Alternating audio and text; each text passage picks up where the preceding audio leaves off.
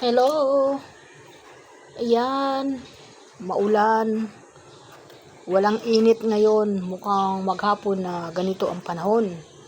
Maulan, guys. Madilim ang ating kalangitan. Medyo ang sarap ng tulog ko kagabi. Kita mo, guys, namamaga pang mata ko.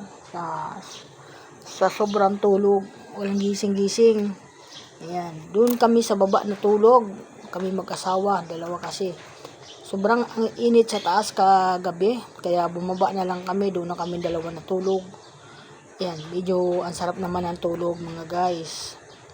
Diba? Pwede naman matulog kami sa baba kasi may yung upuan namin kasi medyo malapad at malaki. Kaya nakakatulog kami doon, parang may kutson din kami. So iyan, welcome to my vlog. Magandang umaga, good morning everyone sa lahat ng mga busing. Good morning for watching. Ingat po tayo lagi. At siyempre, madulas na ang daan at tayo ay baka mga sa susunod na araw malalakas ng ulan natin dahil siyempre ang haba ng tag-init natin na inabot, 'di ba?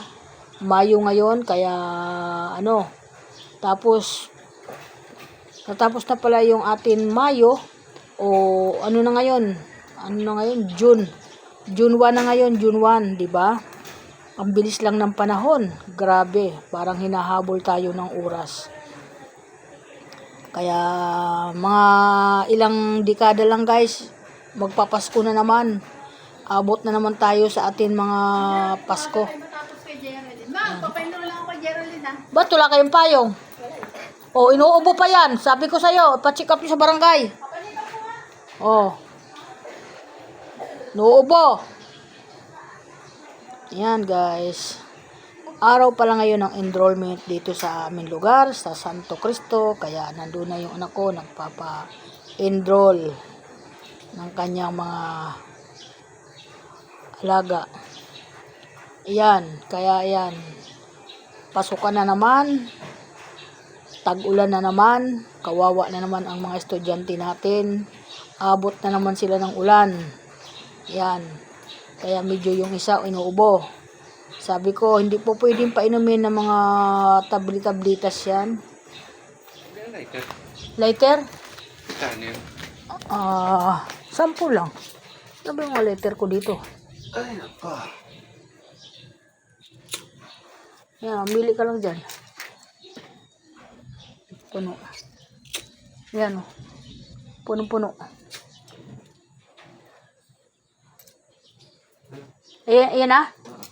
Sige. Ayan, medyo madilim ngayon dito sa tindahan kasi kararating ko lang ngayon dito. Ayan guys, at medyo nagbukas ako. Ayan, lagi nakasara ang aking kaha. Ayan. Magandang umaga, ingat ang lahat mga bossing at mga anak ko ngayon. Ingat, madudulas ang daan. Ang mga driver mag-ingat. Lagi nakatingin sa kalsada ang mga painante, yung mga kasama ng anak ko. Ingat kayo. Lalo na yung mga anak ko, nandiyan si Mel, Sylvia, si Judith, si Lani. Ingat kayo mga anak. Mahirap na.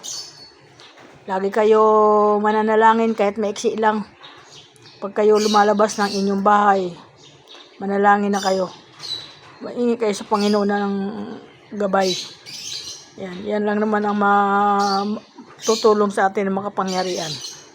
Kaya okay, kita mong nanay ninyo, pagising sa umaga, may kaunting pananalangin, pagtulog sa gabi, may kaunti din pananalangin. Huwag natin kakalimutan ng Panginoon, nabanggitin siya. Kasi yun ang gustong-gusto ng Panginoon, yun lagi siyang binabanggit guys. Ayan guys, kaya okay, maraming salamat sa lahat, bye-bye.